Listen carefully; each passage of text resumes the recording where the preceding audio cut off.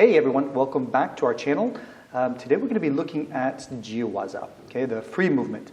And usually we have roles when we practice this, where there's an attacker and a receiver or somebody dealing with the attacks. But what happens when there's no roles?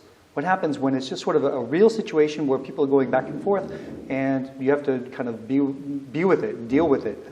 Both can attack and both can receive. So let's take a look about how you can practice this sort of advanced version of Jiyuwaza.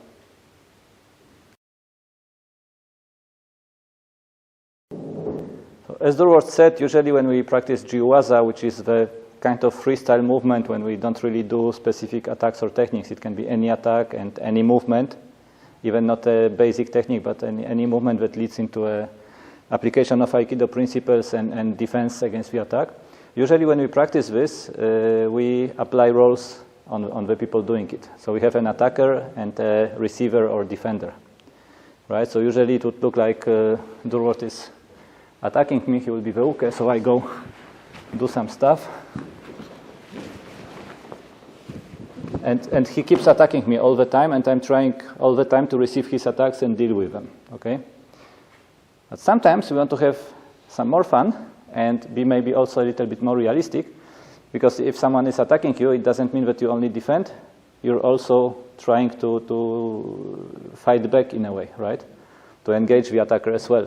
And the attacker, he needs also to be more careful and be focused on the fact that he can be also attacked. So he's not only attacking all the time, he also needs to feel the moments when he needs to receive an attack from the other person, which is a bit more complex, requires more attention, and it's closer to reality, actually. So we'll start very easy at a very basic level. Let's say that we start just with kind of pushes. We want to when we push, we want to get the center line. So we want to move the person away from the place where Durward is in this case.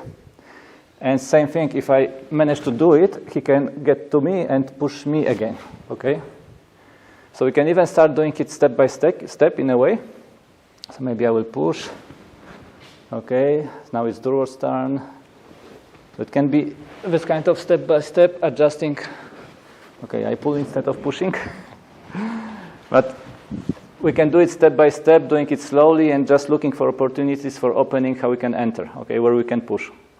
So then we can go into a more fluid exercise, where as I'm receiving, I'm trying to move with it.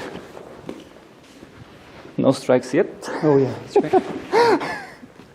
So for now we are mainly pushing because it's the easy level.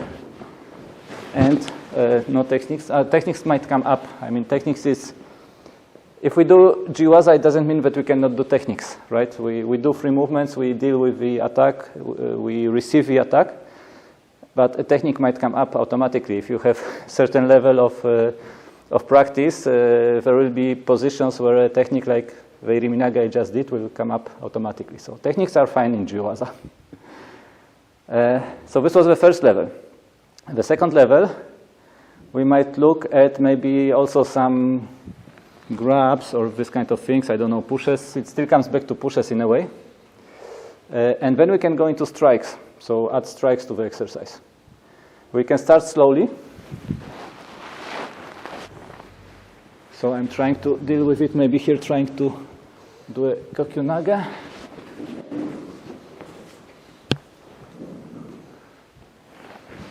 So even if we do strikes, it doesn't mean that we have only to do strikes. We can also do some pushes. It might come back as well. We might target some openings, looking for openings, okay?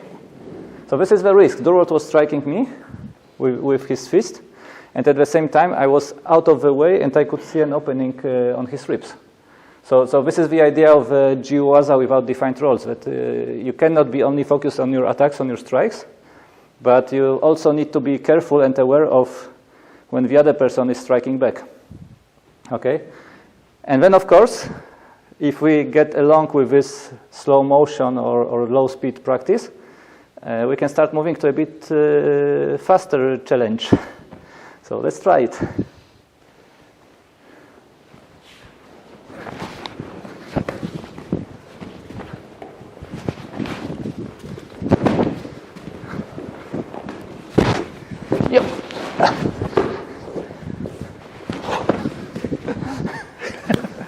As you can see, it doesn't need that the one who is receiving the technique in the beginning always wins at the end, and the one who is attacking always loses. It might go the other way around. The roles are not defined, and anything can happen when you do it.